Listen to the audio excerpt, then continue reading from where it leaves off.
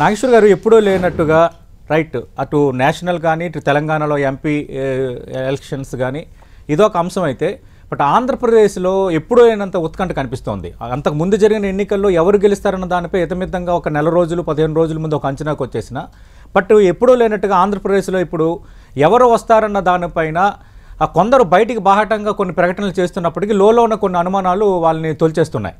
మీకు మొత్తం ఇదంతా చూస్తున్నట్టు మీకేమనిపిస్తుంది సార్?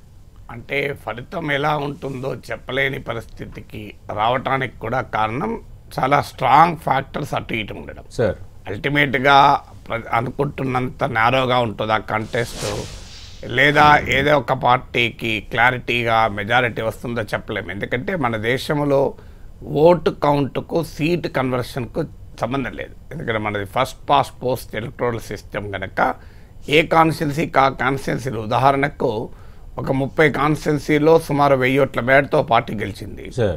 ఇంకో కాన్స్టిట్యున్సీలో ఒక్క కాన్స్టిట్యున్సీలో 50,000 మేడతో ఇంకో పార్టీ గెలిచింది అనుకోండి. ఓట్లోమో ఈ రెండవ పార్టీకి ఉంటుంది, సీట్లోమో మొదటి పార్టీకి ఉంటుంది. ఎందుకంటే 30 సీట్లలో 1000 ఓట్లు 500 ఓట్లు 1500 ఓట్లతో గెలిచింది. అక్కడ 30 సీట్లు ఆ పార్టీకి వస్తాయి. ఇక్కడ 50,000 మేడతో ఒక్క సీటు గెలుస్తుంది. నెంబర్ ఆఫ్ ఓట్స్ ఈ పార్టీకి వస్తాయి, నెంబర్ ఆఫ్ సీట్స్ ఆ పార్టీకి వస్తాయి. సో అందువల్ల ఓటుకు సీట్ కన్వర్షన్ చాలా తేడా ఉంటుంది. ఉదాహరణకు మీకు ఉత్తరప్రదేశ్లో బీఎస్పీకి ఒకసారి 20% ఓటింగ్ వచ్చిన ఒక్క సీట్ రాడే, 20% ఓట్లు వచ్చినా కూడా ఒక్క సీట్ రాకపోవడం అనేది చూడండి మీరు. సో అందువల్ల 1 or 2% ఓటు, ఇప్పుడు మీకు కేరళ లాంటి రాష్ట్రంలో అయితే 1,00,000 ఓట్లు 2,00,000 ఓట్లు అటు ఇటు అయిపోతే అధికారమే మారిపోతుంది. మీకు లాస్ట్ ఎలక్షన్లో కూడా పినరయ్ విజయన్ గెలిచినప్పుడు ఐ థింక్ డిఫరెన్స్ 1,00,000 2,00,000 ఓట్లే, నాట్ ఈవెన్ పర్సంటేజ్, నేను చెప్పేది అబ్సల్యూట్ నెంబర్స్లో. అందువల్ల మన దేశంలో ఉన్నటువంటి ఎన్నికల విధానం రీత్యా ఓటుకు సీటుకు సంబంధం లేదు. అలాగే రకరకాల ఫ్యాక్టర్స్ ఇటు అటు కూడా నమ్మేలా చేస్తున్నాయి. సహజంగానే మనిషికి కన్ఫర్మేషన్ బయాస్ ఉంటుంది. అంటే తనకు నచ్చింది, తన నమ్మకాన్ని మరింత బలపరిచేటువంటి ఫ్యాక్ట్సే తీసుకుంటాడు. అది ఏ మనిషి అయినా సాధారణంగా ఉండే లక్షణం అది. సో ఆ లక్షణాన్ని దాటి ఇప్పుడు నాలాంటి విశ్లేషకులు ఒక విషయం చెప్పాలి అంటే కన్ఫర్మేషన్ బయాస్ లేకుండా ఆలోచించేటువంటి ఒక ప్రయత్నం చేసి నిష్పాక్షికంగా ఫ్యాక్ట్స్ చూసి చెప్పే ప్రయత్నం చేస్తాం. అందుకే అత్యధిక సందర్భాల్లో కరెక్ట్ కావడానికి రీజన్ అది. అంటే what you believe you should not tell, what you see what you understand you should tell. కానీ చాలా మందికి ఉండేటువంటి లక్షణం, అందులో రాజకీయ పార్టీలకు ఉండేది ఏంటంటే వాళ్ళ పొలిటికల్ ఇకో సిస్టమ్ వాళ్ళే వాళ్ళ టచ్లో ఉంటారు. చాలా ఒక్క రాజకీయ పార్టీ కూడా విమర్శకుల దగ్గరకు రానియదు, విమర్శలు సహించలేదు.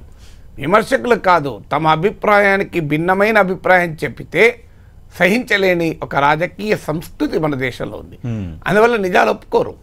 సో నిజాలు ఒప్పుకోవడానికి రెడీగా ఉండరు. సో అది జరగబోయే నష్టం జరిగిన తర్వాత రియాక్ట్ అవుతారు.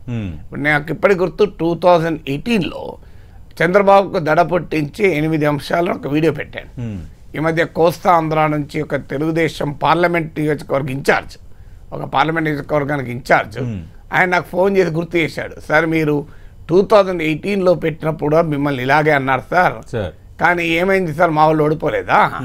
గెలవడం ఓడడం అనే మీ చేతులు ఉండదు కదా సార్, రియాలిటీ చెప్తుంటారు అని.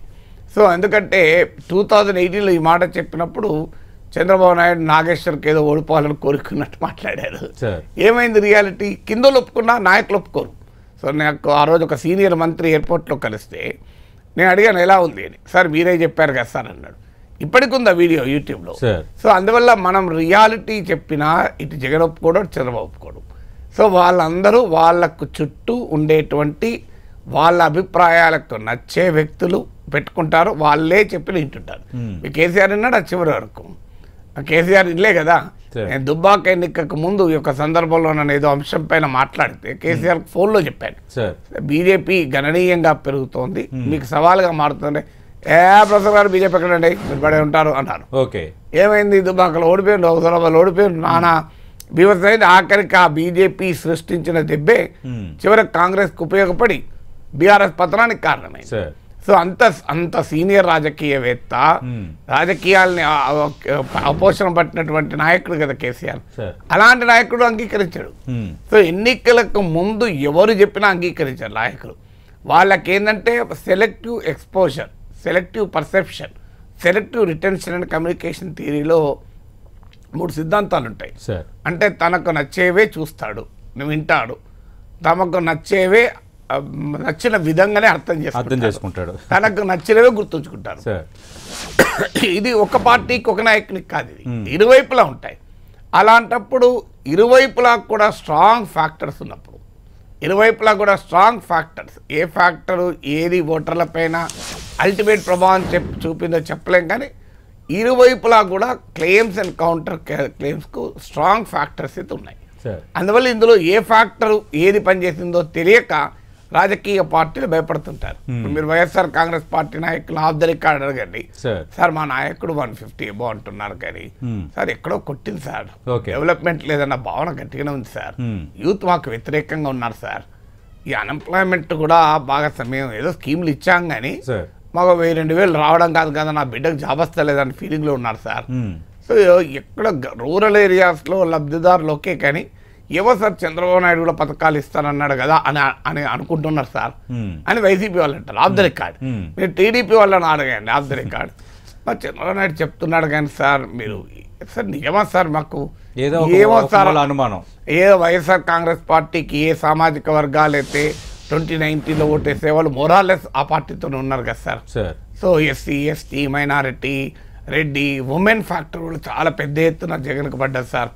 అసలు ఎక్కడ చూసినా ఉమెన్ పడ్డాయి. ఏమో సార్ మాకు అనుకూల సామాజిక వర్గాల్లో కూడా పేద మహిళలు అక్కడికి వచ్చారు, మళ్ళీ పథకాలకు ఇన్ఫ్లుయెన్స్ అయ్యారు సార్ అని టీడీపీ వాళ్ళు అంటున్నారు. అంటే నాయకులేమో తమకు అనుకూల అంశాలు చూస్తున్నారు, కింద శ్రేణులోమో దిగువ స్థాయిలో ఉన్న నాయకులేమో వాళ్ళకి అనుమానాలు ఉన్నాయి. నేను వైసీపీ నేతలు నాతో మాట్లాడతారు, టీడీపీ నేతలు మాట్లాడతారు, మీతో మాట్లాడతారు కదా, సో మనతో మాట్లాడకుండా ఏ పార్టీ వాళ్ళు ఉంటారు. సో మాట్లాడుతుంటే విచిత్రంగా ఉంది. మా నాయకుడి విశ్వాసము వాళ్ళ నాయకుడి విశ్వాసాన్ని కొట్టిపారేయడం లేదు. ఇప్పుడు మీరు వైసీపీ నాయకులు అడిగితే జగన్ విశ్వాసాన్ని వల్లే కొట్టిపారేసి మేము ఓడిపోతాం సార్ మా జగన్ ఎందుకు అంటున్నా అంటలేరు. మా జగన్ విశ్వాసం ఉంది, మాకు కూడా నమ్మకం అనిపిస్తుంది సార్, కానీ ఎక్కడో 151 కాకపోయినా కనీసం మాకు కొందరు 105 ఆఖరికి 100 దగ్గర వచ్చి పడిపోతా అనేది ఎక్కువ మంది చెప్పేది.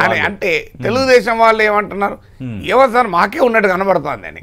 120+ అంటున్నారు. అంటే రెండు పార్టీలకు కూడా నమ్మకాలపైనే లెక్కలేసుకుంటున్నారు, లాజిక్ పైన కాదు. రెండు పార్టీలు కూడా లాజిక్ కాదు చెప్పేది, పర్ఫెక్ట్ గా లాజిక్. ఇప్పుడు తెలంగాణలో మనకు లాజిక్ ఉండే, ఇంకో ఈ ఫ్యాక్టర్స్ క్లియర్ గా కేసీఆర్ కు వ్యతిరేకంగా పనిచేస్తున్నాయి, కాంగ్రెస్ గెలుస్తుంది అని క్లియర్ గా చెప్పగలిగాం. ఎందుకంటే అది బీఆర్ఎస్ ఒప్పుకోకపోవచ్చు బహిరంగంగా. నా గుర్తు తెలంగాణ ఎన్నికలకు ముందు కొంతమంది బీఆర్ఎస్ అగ్రనేతలు ఏమన్నారో తెలియదు, చాలా మంది నాయకులు ఒప్పుకున్నారు, సార్ మీరు చెప్పే నిజమే కానీ మరి మేము అనలేం కదా సార్ అన్నారు. సో అందువల్ల క్లారిటీగా ఉన్నా కూడా తెలంగాణ ఎన్నికల ఫలితాలకు సంబంధించి నాకు బాగా గుర్తుంది సార్, అంటే మీరు ఇచ్చిన నెంబర్ కూడా టెంటేటివ్గా అదే వచ్చింది. ఎగ్జాక్ట్లీ 66 చెప్పాను నేను, 65 వచ్చాయి. మీకు అది ఇంకో ఆసక్తికరంగా చెప్తాను, నేను వాస్తవంగా 65 అనుకున్నాను. నాకు రేవంత్ రెడ్డి ఎన్నికల పోలింగ్ రోజు 4 o'clock ఫోన్ చేశారు, సార్ ఎలా జరుగుతుంది సార్ మీ అంచనా ఏంటి అని అడిగితే 65 వస్తాయి మీకు, 1 కామారెడ్డిలో కేసీఆర్ ఓడిపోతారు మీరు ఓడిపోతారు, 2 జిహెచ్ఎంసీ ఏరియాలో మీకు సీట్లు రావు అని చెప్పాను. ఈ 3 చెప్పాను. సో ఎన్నికలు అయ్యాక అన్నారు సార్ ఎంత కరెక్ట్గా చెప్పారు సార్ అన్నారు. సో 3 చెప్పాను. అయితే మా ఇంట్లో మాట్లాడుకుంటూ 65 ఏదో రౌండ్ ఫిగర్ కదా, రౌండ్ ఫిగర్ చెప్పినట్టుంటే 66 అందామని చెప్పి 66 అన్నాను. ఓ ఫిగర్ అని 66 ± 3 అన్నాను. ఎగ్జాక్ట్లీ 65 వచ్చాయి. మీరు చూస్తే 42 ± 3 అన్నాను, బీఆర్ఎస్కు 39 వచ్చాయి. సో ఎందుకు అంటే దానికి అప్పుడు నా గొప్పతనం కన్నా ఎక్కువ స్పష్టత ఉండే, ఇప్పటికి కూడా చెప్పచ్చు. కానీ సమస్య ఏంది, అప్పుడు చెప్పితే తెలంగాణలో ఎవరేమనలే, కాంగ్రెస్ 65 వస్తే అంటే కాంగ్రెస్ వాడు కావాలని చెప్తున్నాడు అని బీఆర్ఎస్ వాళ్ళు అనలే. సార్ ఏదో అంటున్నాడు, మరి నిజమే కావచ్చు, సార్ అనుభవంతో చెప్తున్నాడు, మునుగోడు కూడా 10,000 వస్తే కరెక్ట్ గా చెప్పిండు, 2018లో మనకు 70 వస్తే కరెక్ట్ గా అన్నాడు, మనకి ఇంక 88 వచ్చినాయి, సార్ చెప్పింది నిజమై ఉంటది అని అన్నారు తప్ప ఏమో నిజమే కావచ్చు కాకూడదు అని ఆశిస్తున్నాం అన్నారు. కానీ ఎవరు ఈయన కాంగ్రెస్ మనిషి, రేవంత్ రెడ్డి మనిషి, కాంగ్రెస్ కమ్ముడు వేడి అనలే. ఇప్పుడు అక్కడ ఉన్న చావేంటంటే ఆంధ్రప్రదేశ్లో నీవు నిజాయితీగా నమ్మింది చెప్తే చంద్రబాబు నాయుడుకు భయపడ్డాడో అమ్ముడుపోయాడు, లేదా జగన్మోహన్ రెడ్డి భయపడి అమ్ముడుపోయాడు. ఎందుకంటే అందరూ అమ్ముడుపోతారు నమ్మకంలో ఉన్నారు వాళ్ళు. సో అందరూ అమ్ముడుపోవడం తప్ప అక్కడ అమ్మకానికే సరుకు అనుకుంటున్నారు. సో సమాజంలో విలువలు ఉంటాయి, అసలు అభిప్రాయాలు ఉంటాయి, స్వతంత్రమైన స్థాయి ఉంటుందనే నమ్మకం పోయింది ఆంధ్రప్రదేశ్లో రాజకీయ పార్టీలకు. ఓకే, ప్రతి ఒక్కరు కొనొచ్చు అనే కంక్లూజన్కి వచ్చారు, ప్రతి ఒక్కరు అమ్ముడు పోతారనే కంక్లూజన్కి వచ్చారు. సో అందువల్ల కూడా చెప్పేవారికి కూడా ధైర్యంగా చెప్పలేనటువంటి ఒక దుస్థితిని తీసుకొచ్చారు. ఇప్పుడు నిజంగా కూడా ఇప్పుడు చెప్తే ఏముంది తేడా? సపోజ్ ఇప్పుడు చెప్పాను అనుకోండి, నేను ఎలక్షన్లు మారుస్తానా? అవును, ఓటింగ్ను మారుస్తానా? ఓటింగ్ను ప్రభావితం చేస్తాను అవకాశమే లేదు కదా. సో నేను ఈవెన్ కాంగ్రెస్ 66 వస్తే అనేది కూడా కౌంటింగ్ మీకు ఎగ్జిట్ పోల్స్ వచ్చారో చెప్పారు, ముందే చెప్పలేదు ఫిగర్. నేను ముందు ఫిగర్ చెప్పినా నేను ప్రశాంత్ కిషోర్ కాదు. ప్రొఫెసర్ కె నాగేశ్వర్ వైసీపీకి అనుకూలంగా ఎక్కువగా చెప్తున్నారు అని సోషల్ మీడియాలో కొందరు మీరందరూ ప్రస్తావించింది. ఎగ్జాంపుల్ చెప్పమన్నారు, మీరు ఎగ్జాంపుల్ చెప్పమనండి. జగన్ కు ఎందుకు టెన్షన్ పడుతోంది? ఇది వైసీపీకి అనుకూలమా సార్? సోషల్ మీడియా ఇలాంటివి నా వీడియో, ఇది యూట్యూబ్ ఛానల్లో జగన్ కు టెన్షన్ ఎందుకు పడుతోంది, ఇది నా వీడియో. సో ఇలాంటి వీడియోలు ఒక 100 చూపెడతాను నేను. 100 మీకు జగన్మోహన్ రెడ్డిని ప్రశ్నించిన వీడియోలో ఒక 100 పైన చూపెడతాను. మరి అది వదిలేయండి. మీరు తెలుగుదేశం గ్రూపులకు వెళ్ళి, తెలుగుదేశం సోషల్ మీడియాకి వెళ్ళి వెనక్కి తిరిగిపోండి. నా వీడియోలు ఎన్ని ఉంటాయో మీరే చూడండి. మరి నేను వైసీపీ అనుకుంటే నా వీడియోలు ఎందుకు వాళ్ళు పోస్ట్ చేస్తున్నారు? ఓకే, వాతావరణం అలా ఉందని చెప్తున్నా సార్. సో ఉదాహరణకి ఎయిడెడ్ విద్యా సంస్థల ఇష్యూ ఉంది, జగన్మోహన్ రెడ్డి ప్రభుత్వాన్ని ప్రశ్నిస్తూ పెట్టాను. సమస్య ఏంటంటే తెలుగుదేశం వారికి వారిలాగా నేను మాట్లాడాలి, అది అయ్యే పని కాదు కదా. వాళ్ళ బాధలు ఏంటంటే చంద్రబాబు నాయుడును ఇంద్రుడు చంద్రుడు ఏం చేయాలి? చంద్రబాబు నాయుడు మోడీని తిడతాడు ఒకరోజు, భార్యకు కూడా న్యాయం చేయలేని వాడు దేశానికి ఏం న్యాయం చేస్తాడు? నేను వెంటనే మోడీ దుర్మార్గుడు మోడీ అని తాళి బజావు.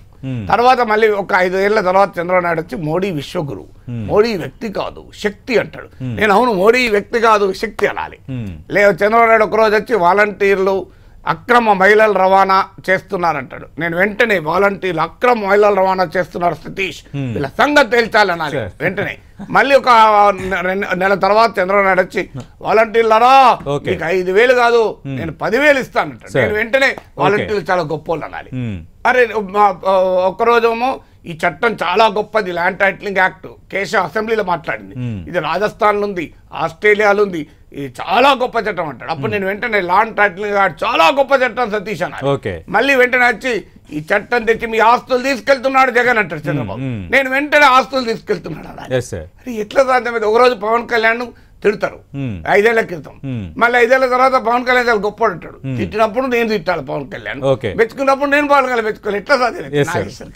నాగేశ్వర్ ఎప్పుడైనా ఒక స్టాండర్డ్ ఒపీనియన్ ఉంటుంది, ఈ రాజకీయ నాయకుల్లాగా అటు ఇటు మారడు కదా. రైట్. నాగేశ్వర్ గారు, ఇక నిన్న చంద్రబాబు హైదరాబాద్ చేరుకున్నారు, కొందరు సన్నిహిత నేతలతో కలిసేటప్పుడు 35 సీట్లు కూడా దాటేటట్లేవు వైసీపీ అని ఒక కామెంట్ చేశారు. ఇటు వైఎస్ఆర్ కాంగ్రెస్ పార్టీ ముఖ్యమంత్రి స్వయంగా ప్రకటన చేశారు 150కి పైగా సీట్లు మళ్ళీ మాకు రాబోతున్నాయని. అది అవడానికి ఛాన్స్ ఉందా, ఇది అవడానికి ఛాన్స్ ఉందా? లేదంటే ప్రజలు, ఆంధ్రప్రదేశ్ ప్రజలు ఏ వెర్డిక్ట్ ఇచ్చినా కూడా ఒక వన్ సైడెడ్గా ఇస్తారా, అంటే పర్ఫెక్ట్ నెంబర్ ఇస్తారా? పర్ఫెక్ట్ నెంబరే రావడానికి అవకాశం ఉంది. హంగ్ రాదు. ఎందుకు రాదు హంగ్ అంటే డైరెక్ట్ కాంటెస్ట్ కదా. అవును, నీకు బైపోలార్ కాంటెస్ట్ అంటే రెండు అటు వైసీపీ ఇటు కూటమి ఉన్నారు, మధ్యలో ఇంకెవరు లేరు కదా హంగ్ రావటానికి. సో హంగ్ స్కోప్ అయితే ముచ్చట లేదు. అంటే ఈ నెంబర్స్ మరీ ఎంత తక్కువగా మరీ అంత ఎక్కువగా వచ్చే వాతావరణం. ఇంతకుముందే చెప్పినట్లు ఓటు పర్సంటేజ్ 1 or 2 ఉన్నా నువ్వా నేను అనే కాంటెస్ట్ లో సీట్ల సంఖ్య కూడా అదే నేరోలో ఉండాలని లేదు. సో అందువల్ల నేను మొదట్లోనే చెప్పినట్లు ఓట్లు సీట్ల కన్వర్షన్ మన దేశంలో చాలా తేడా ఉంటుంది. సో అందువల్ల ఒక 1% ఓట్ తేడా ఉంటే it can make a world of difference also. So అందువల్ల డెఫినెట్ అప్పుడు అదంతా ఎందుకంటే మీకు తెలంగాణ తీసుకోండి, 39% వచ్చిన కాంగ్రెస్ కు 65 సీట్లు వచ్చాయి విత్ సిపిఐ కలుపుకుంటే. 37% వచ్చిన పార్టీకి 39 సీట్లు వచ్చాయి. 65కు 39 26 సీట్ల తేడా ఉంది. 2% కదా, 2% తేడాకి 26 సీట్లు తేడా ఉంది. ఇది ఆంధ్రప్రదేశ్ ఎందుకు జరగదు? సో ఆంధ్రప్రదేశ్ లో కూడా ఇలాగే ఉండదు. 2014లో ఆంధ్రప్రదేశ్ లో వైసీపీకి టీడీపీకి మధ్య 2% సీట్లు కదా. మీకు టీడీపీ కూటమికి 105 దాకా వచ్చినట్టు, వీళ్ళకి 67 వచ్చాయి. మన అంత తేడా వచ్చింది ఇంకా 2%. అందువల్ల ఆ నారో కంటెస్ట్ లో ఏమవుతుందంటే 1 or 2% కూడా it can make a world of difference in numbers. So అందువల్ల నెంబర్స్ ఏ రకంగా వస్తాయనేది మనము ఎటైనా జరగచ్చు. అది 95 దగ్గర వచ్చి ఆగిపోవచ్చు ఎవరన్నెవరు, లేదా అది 120, 130 కూడా పోవచ్చు. ఎందుకంటే because of the statistical factors. ఎందుకంటే మన ఎన్నికల విధానం లేవు. నేను మొదట్లో చెప్పినట్టు 30 సీట్లలో అరౌండ్ 1000 ఓట్లతో ఒక పార్టీ గెలిస్తే ఒక్క సీట్లో 50,000 మేడతో ఇంకో పార్టీ గెలిస్తే ఓట్లోమో ఆ ఒక్క సీటు గెలుచుకున్న వాళ్ళకి ఎక్కువ ఉంటాయి, సీట్లోమో ఈ పార్టీకి వల్ల అది పాసిబిలిటీ. అయితే ఈ నమ్మకాలకు కారణం ఏంటి అంటే దెర్ ఆర్ ఒక 20-25 ఫ్యాక్టర్స్ ఉంటాయి ఆంధ్రప్రదేశ్. ఈ 25 ఫ్యాక్టర్స్లో కొన్ని టీడీపీకి అనుకూలం ఉన్నాయి, కొన్ని వైసీపీకి అనుకూలం ఉన్నాయి. ఈ 25 ఫ్యాక్టర్లను కలిపి చూసినప్పుడు మనకు అంచనా వస్తుంది. కానీ 25 ఫ్యాక్టర్ కలిపి చూడడం లేదు ఎవరు. ఇప్పుడు టీడీపీ ఉంది, టీడీపీకి అనుకూలమైన ఫ్యాక్టర్స్ ఏంటి? ఒకటి అభివృద్ధి లేదు అన్న భావన, ఊర్లలో రోడ్లు కూడా లేవు, అభివృద్ధి లేదని. 2 పట్టణ ప్రాంతాల్లో ఉన్న వ్యతిరేకత. 3 అప్పర్ క్లాస్లో ఉన్న వ్యతిరేకత. 4 యూత్లో ఉద్యోగాలు లేవు అన్న వ్యతిరేకత. 5 సంక్షేమం ఇచ్చాడు తప్ప ఆర్థిక అభివృద్ధి లేదు, గ్రోత్ కన్సర్న్స్ 5వది. 6వది అమరావతి లేకుండా చేశాడు, రాజధాని లేకుండా చేశాడు అన్నది 6వది. సో 7వది టీడీపీ జనసేన కలవడం వల్ల వచ్చిన అరిథమెటిక్ అడ్వాంటేజ్. 8వది బీజేపీ కలవడం వల్ల అధికారులను తమకు అనుకూల వాళ్ళని వేసుకోగలిగారు, జగన్కు అనుకూల వాళ్ళని తీసేయగలిగారు. డబ్బు ప్రభావము, డబ్బు సమీకరించడము, విరాళాలు సమీకరించడం సులభమైంది. మోడీ అనుకూలత ఏమన్నా ఉంటే అది కూడా కలిసి వచ్చేటువంటి అవకాశం ఉంది. సో ఇవన్నీ కూడా తెలుగుదేశానికి అనుకూలమైన అంశాలు వీళ్ళు చూస్తున్నారు. సో అదే సమయంలో వైసీపీ ఏం చేస్తుంది? తెలుగుదేశం అనుకున్న ఇంకో ముఖ్యమైన అంశం, వైసీపీ పార్టీని దెబ్బతీసింది. వైసీపీ జగన్మోహన్ రెడ్డి చేసిన పని ఏంటంటే ఈ 5 ఏళ్లలో వాలంటీర్ వ్యవస్థ పైన పూర్తిగా నమ్మకం పెట్టుకొని పార్టీ యంత్రాంగం పూర్తిగా నిర్వీర్యమైంది. అండ్ ఎమ్మెల్యేలకు కూడా అందుబాటులో లేకపోవడం, సరిగా డైరెక్ట్ బెనిఫిట్ ట్రాన్స్ఫర్ వల్ల ఓటర్లకే నేరుగా డబ్బులు పడడం వల్ల, అభివృద్ధి పనులు లేకపోవడం వల్ల వైసీపీ యంత్రాంగం గ్రామ స్థాయి వరకు నిర్వీర్యమైపోయింది. ఇవన్నీ ఫ్యాక్టర్స్ నేను ఒక 3 ఏళ్ళుగా చెప్తున్నా. అవి కూడా ఎవరు ఇన్నోళ్ళు లేడు కానీ 2-3 ఏళ్ళకి మీరు 2 ఏళ్ల కింద వీడియో చూడండి, ఏడాది కింద వీడియో చూడండి, ఇవన్నీ ఉంటాయి.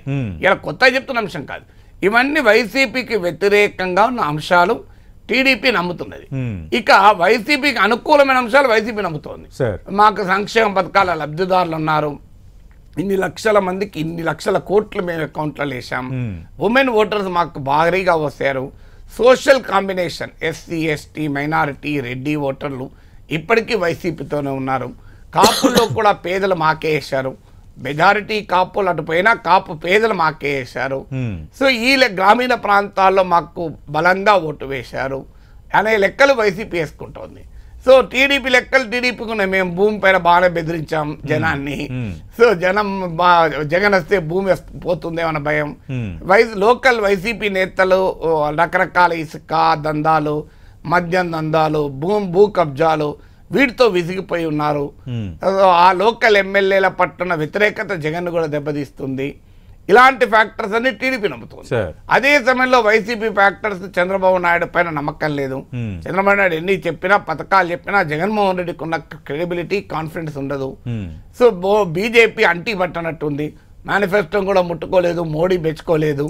సో ఇలా ఎవరికి వారికి ఉన్న అనుకూల అంశాలే తీసుకుంటున్నారు. తీసుకోవడం వల్ల క్లెయిమ్స్ అయిపోయాయి. వీటన్నిటిని కలిపి ఏ ఫ్యాక్టర్ ఎంత మోతాదులో ఏ మేరకు ప్రభావం చూపుతుంది అని లెక్కేసి చెప్పగలగాలి. ఆ లెక్కేసే సాహసం, ఆ లెక్కేసే ఆలోచన ఇటు చేయడం లేదు, అటు చేయడం లేదు.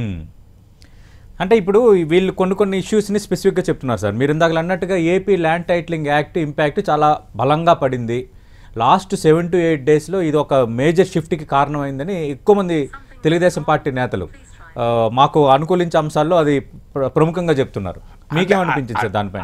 అది ఒక సస్టైన్డ్ క్యాంపెయిన్ కాదు, లాస్ట్ 1 వీక్లోనే క్యాంపెయిన్. అంతకుముందు ఆ చట్టాన్ని టీడీపీ గొప్పగా పొగిడింది.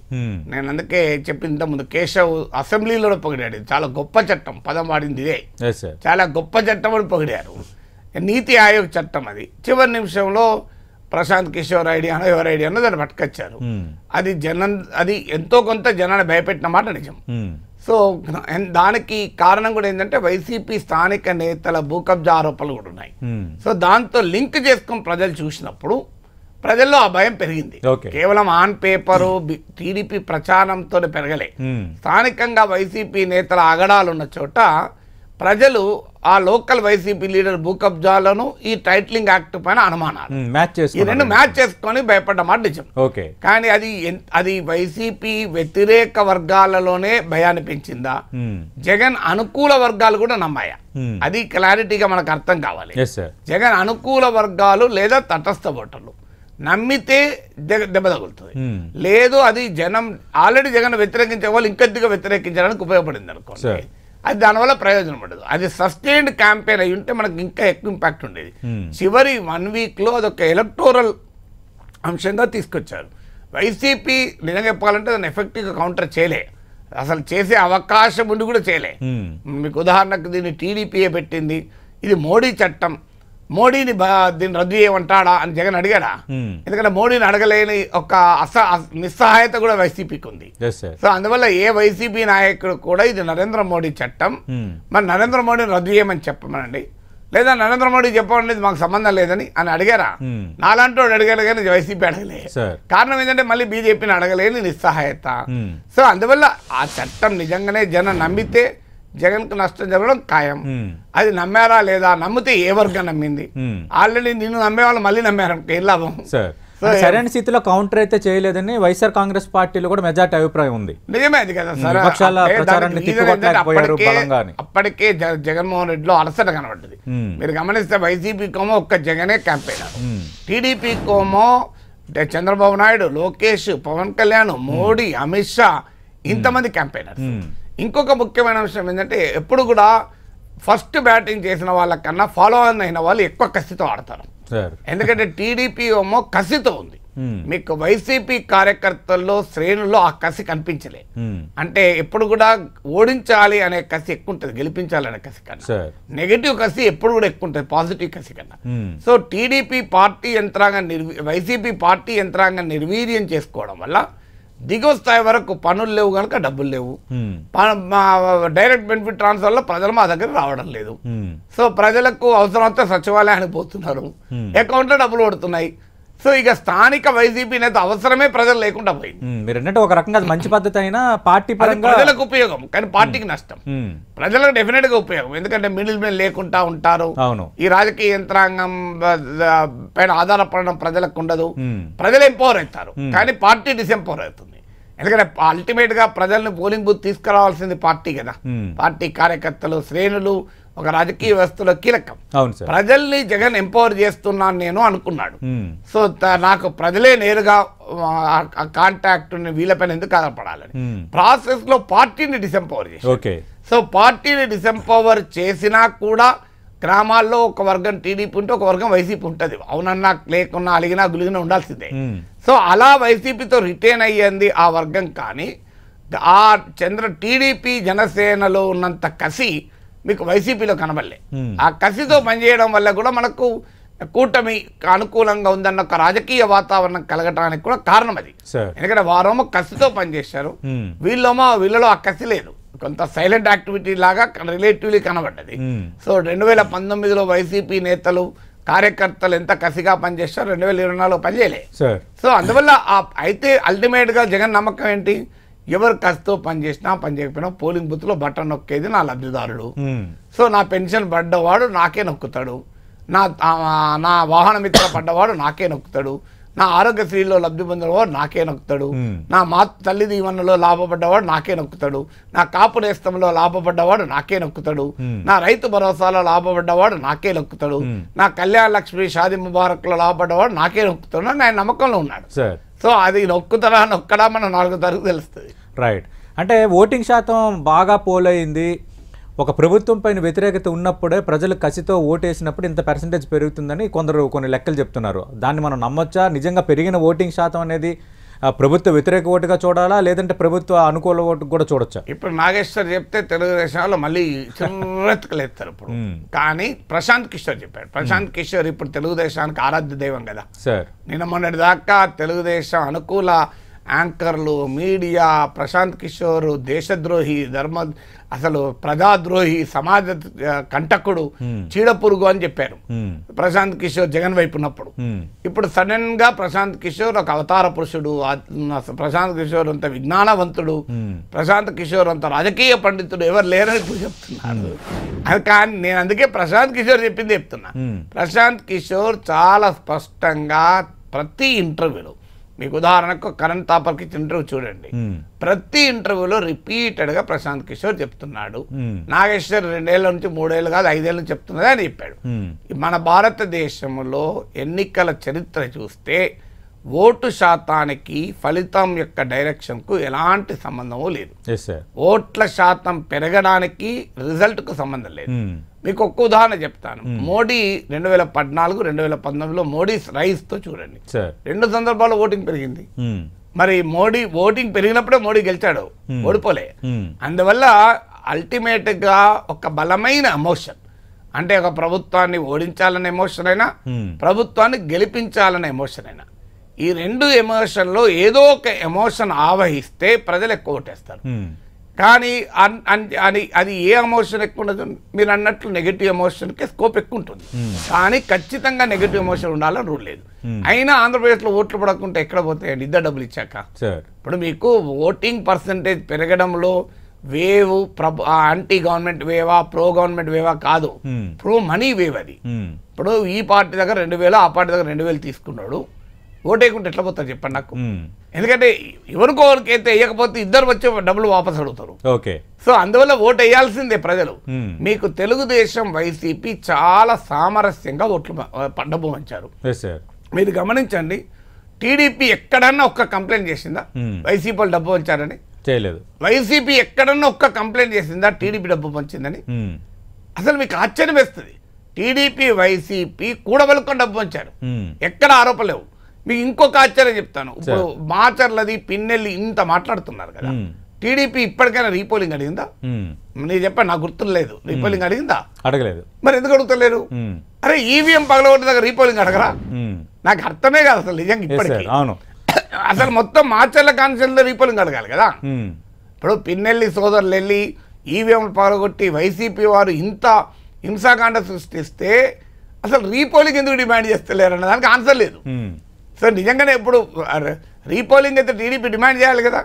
మరి ఇక్కడ బూతులు ఈవీఎం పగలగొట్టారు, అది మాకు మళ్ళీ పోలింగ్ జరపాలి. అసలు మొత్తం మాచర్లలో రీపోలింగ్ జరపాలి. రోజు మీరు చూడండి, T5 ABN పెట్టి చూడండి ఏమొస్తుంది. అసలు మాచర్లలో ఫ్యాక్షన్ రాజ్యం, ఎవరిని తెలుగుదేశం కార్యకర్తలు బతకనివ్వలేదు, ఏజెంట్లను కూర్చొనివ్వలేదు, ప్రజల్ని భయభ్రాంతులను చేసి ఎన్నికలు మొత్తం ఆ ప్రజాస్వామ్యాన్ని అబాసు పాలు చేశారంటున్నారు కదా. మరి అక్కడ రీపోలింగ్ ఉండకూడదా? అసలు రీపోలింగ్ కాదు. నేను ఒక్కరిని అడిగింది పిన్నెల్లిని అనర్హుని చేయాలని. ఎందుకంటే ఒక ఎమ్మెల్యే వెళ్ళి ఈవీఎం పగలగొడితే డిస్క్వాలిఫై చేయకూడదా? నేను ఛాలెంజ్ చేస్తా, టీడీపీ వాళ్ళ స్టేట్మెంట్ చూడండి ఎక్కడన్నా పిన్నెల్లిని డిస్క్వాలిఫై చేయాలి ఎన్నికల నుంచి అని అడిగారా ఎవరన్నా? మరి ఎందుకు అడుగుతలేరు నాకు నిజంగా అర్థం కాదు. అక్కడే వైసీపీ వాళ్ళు ఆరోపణ ఏంటంటే వాళ్ళు కూడా చేసిన రిగ్గింగ్ సార్, వాళ్ళు పగలగొట్టిన మాకు దొరికినా వాళ్ళకి దొరకలే అని. సో వాళ్ళు చెప్పే వాళ్ళు ఎంత నిజమో నాకు తెలియదు. కానీ రియాలిటీ ఏంటంటే రీపోలింగ్ అడగడం లేదు, పిన్నెల్ని డిస్క్వాలిఫై చేయమని అడగడం లేదు, డబ్బు పంపిణీ పైన ఆరోపణలు లేవు. మరి what does it indicate? Right sir, మనం ఈ అనాలిసిస్ ముగించే ముందు చాలా వర్గాలు ఉత్కంఠకు గురవుతున్న పరిస్థితి, బెట్టింగ్లు, ఎవరికి వాళ్ళు రకరకాల అంచనాలు, వాళ్ళందరికీ మీరు చెప్పేదేంటి? మన జీవితాలు ఏమీ మారవు. ఈ పార్టీ ఆ పార్టీకి పోతుంది, ఇంక్రిమెంటల్ మార్పులే. మీకు కులాల పేరిట ఆంధ్రప్రదేశ్ సమాజం చీలిపోయి తమ కులం వాడు అధికారంలోకి వస్తే తమ జీవితం మారుతున్న భ్రమలో ఉన్నారు. మీరెందుకు చింపుకుంటారు, తలకాయ ఎందుకు పట్టుకుంటారు? ఈ పార్టీ నాయకుడు ఆ పార్టీలో చేరి ఎన్నికల పోటీ చేయడం లేదా? నిన్నటి దాకా వైసీపీ నేత, నేను టీడీపీ ఎమ్మెల్యే అభ్యర్థులు ఎంతమంది లేరు? నిన్నటి దాకా టీడీపీ నేత, ఇవాళ వైసీపీ ఎమ్మెల్యే అభ్యర్థి. చంద్రబాబు నాయుడు, జగన్ మారడం తప్ప మిగతా మారుతారు కదా. ఎందుకు ఈ రాజకీయాలకు అంత టెన్షన్ పడతారు? సో మన జీవితాలు మనం చూసుకుందాం, అనవసరంగా టెన్షన్ పడకండి. రైట్.